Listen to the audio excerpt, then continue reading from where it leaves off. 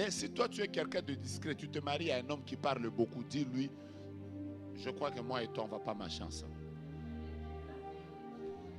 Vous voulez que je vous donne mon témoignage?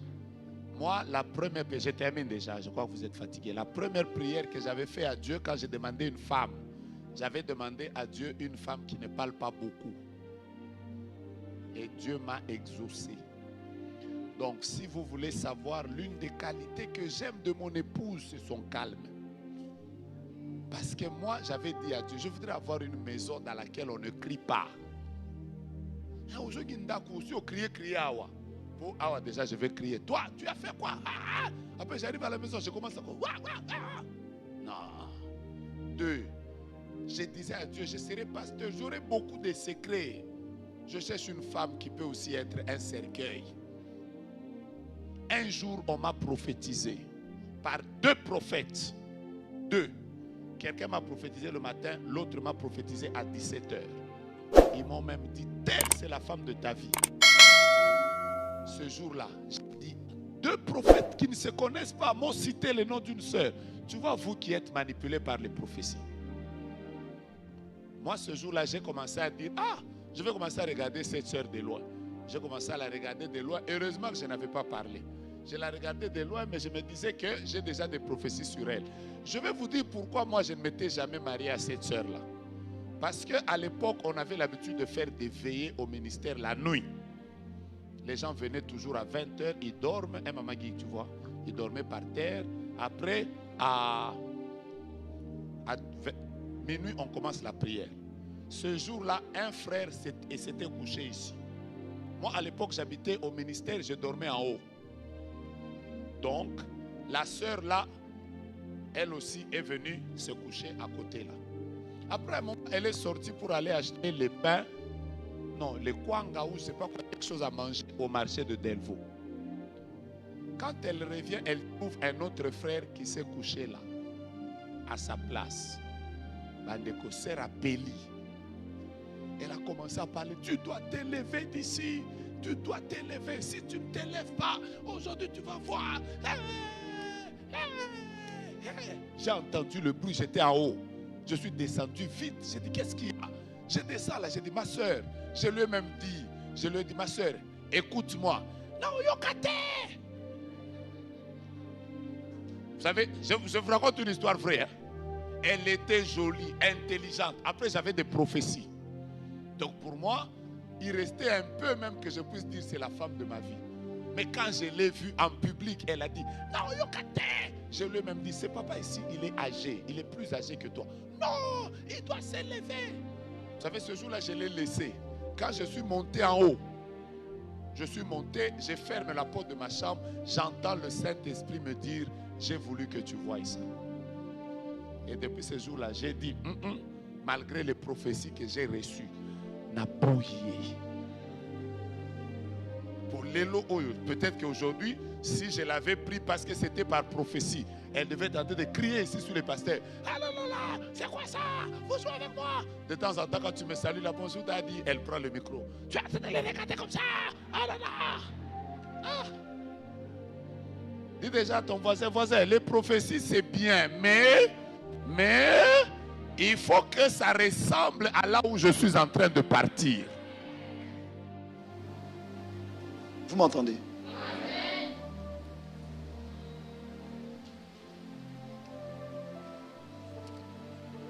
Est-ce que je dois dire ça? On est en direct. Je dis, quelqu'un est venu me voir à quelques jours de mes fiançailles, à l'aube de mes fiançailles. Il est venu me voir pour me dire, Dieu m'a dit. Et la personne que Dieu, du moins la personne qui vient me voir, ce n'est pas le genre de chrétien que vous aviez dans l'église où elle avait toujours une parole. Ainsi parle Dieu, ainsi parle. Non, non, non. C'était quelqu'un de posé, de pondéré. Et quelqu'un qui n'avait jamais manifesté dans l'église un quelconque, de quelconque velléité. Elle était sobre. Bien. Donc elle vient me voir à je crois la veille de mes fiançailles. Elle vient me dire, pasteur, Dieu m'a dit de te dire, la femme que tu t'apprêtes à épouser, ce n'est pas ta femme. Authentique. La femme que tu t'apprêtes à épouser, ce n'est pas ta femme. Et la personne n'était pas mal intentionnée. La personne était convaincue d'avoir reçu ce qu'elle a reçu. Elle a pris son courage à deux mains. Elle me dit, elle est allée loin même. Elle me dit, voici la personne que tu dois épouser. On est la veille de mes fiançailles. Bon, juste pour que vous sachiez, je l'ai épousée quand même. Mais on est la veille de mes fiançailles. Okay. Qu'est-ce qui s'est passé? J'ai entendu. Je respecte le prophétique, mais j'ai examiné 30 secondes et j'ai répondu à la sœur avec tout le respect, la courtoisie. J'ai dit merci. Mais pour ça, là, si Dieu veut me parler, il sait où j'habite. Il connaît mon numéro de téléphone. Et je lui ai dit, je ne peux pas, écoutez-moi, ce que je vais vous dire est crucial. Je ne peux pas baser une décision aussi importante seulement sur une prophétie. Parce que de la même manière qu'elle vient me parler, avant de m'engager pour le mariage, j'ai vu des gens, en l'occurrence mon père spirituel, ma mère, j'ai vu quelques personnes avec qui j'ai parlé et à qui j'ai demandé de juger mon choix avant de me retrouver aux fiançailles. Je le dis maintenant et ça va déranger, mais on ne se marie pas par prophétie. Attendez. Je vais vous choquer. On ne se marie pas par prophétie. Pourquoi? Parce que quand les moments seront difficiles, ce n'est pas la prophétie qui va te tenir. Il faut que tu aies fait un choix dans ton cœur. La prophétie peut venir confirmer. Mais tu ne peux pas dire que tout ton mariage est basé seulement sur une parole prophétique. Reçu par quelqu'un d'autre. Vous m'entendez? Il y a des décisions trop importantes pour les laisser être prises par quelqu'un d'autre que vous-même.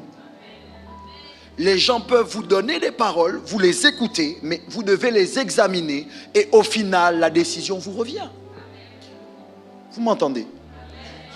On ne se marie pas par prophétie, je vais pousser même. On ne se marie pas seulement par amour. Qui a déjà aimé? Tu as aimé vraiment, tu te dis toi-même, tu sais que là c'était l'amour. Levez la main. Pourquoi vous faites comme si vous n'aviez pas aimé ici là? Oh, d'accord. Est-ce que vous avez épousé tous les gens que vous avez aimés? Pourquoi? Parce que vous vous rendez bien compte, j'ouvre une parenthèse, parce que vous savez bien que l'amour ne suffit pas. L'amour ne suffit pas pour se marier. Il faut, et je dis ça, je ne sais pas pourquoi je le dis, mais c'est pour quelqu'un. On se marie à cause du destin. Le destin, la direction dans laquelle on va, le futur. Pas pour le passé. C'est lui qui m'offrait les fleurs tout le temps. Je ferme la parenthèse. Pendant tout mon célibat, je fus un pasteur pauvre, mais prêchant la sainteté. Et Dieu me disait, je te bénirai, mais quand tu vas te marier. Alors je pensais, je présumais que j'épouserais la fille d'un ministre ou j'épouserais une riche héritière. Et le jour que j'ai vu ma femme, et vous savez comment je l'ai épousée? Ben, je tardais de me marier. L'église grandissait, mais le pasteur toujours célibataire. Et tu sais, quand tu es célibataire, pasteur, des visions et des archivisions. Les sœurs entrent même dans le bureau. Dieu m'a dit, tu vas m'épouser. J'ai dit, oh, ma sœur, Dieu m'a rien dit.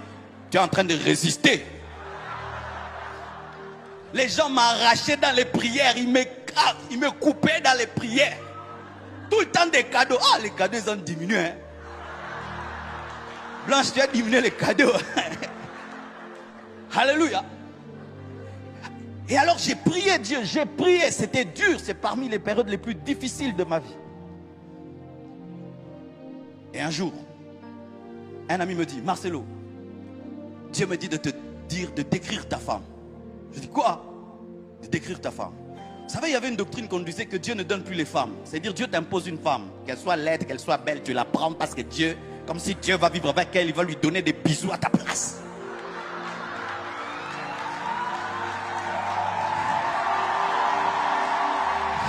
Ne vous mariez jamais par prophétie. Ce n'est pas le prophète qui va vivre avec cette femme. Mariez-vous par amour. Même s'il y a la vision et la prophétie, tu dois l'aimer. Tu dois l'aimer. Vous voyez, quand je la vois là, donc je sens. I feel anointing.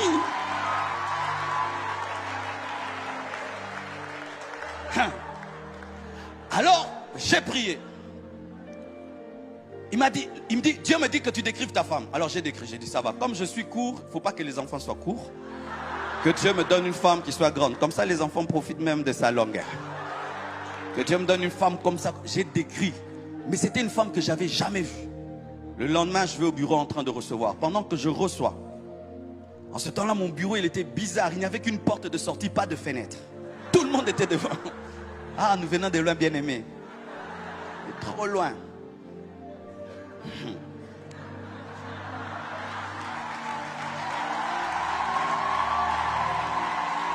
Et pendant que je reçois, alors je pouvais voir ce qui se passait dehors. Il y avait une grande porte et je pouvais des fois voir ce qui se passait dehors. Alors j'ai vu une longue jambe, un jean bleu ciel avec des chaussures Weston andin. Donc, pour qu'une femme puisse avoir une telle concordance, tu dois avoir un peu de classe.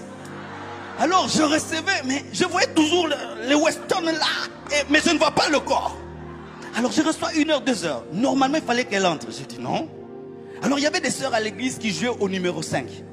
Quand il remarquait seulement une sœur intéressante, il la chassait comme un ballon.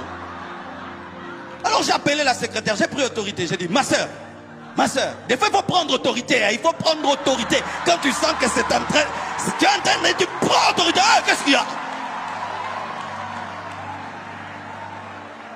Alors j'ai dit ma sœur, il y a une sœur là qui est dehors. Pourquoi elle n'entre pas? Oh non, il y a longtemps qu'elle a duré. Vous la faites entrer. Quand elle entre, j'étais en train de se mais c'est elle. C'est comme Adam. Voici cette fois-ci l'os de mes os, la chair de ma chair. Je dis mais c'est la fille que j'ai décrite. Alors qu'elle s'assied là, elle parlait moi. Mais c'était elle.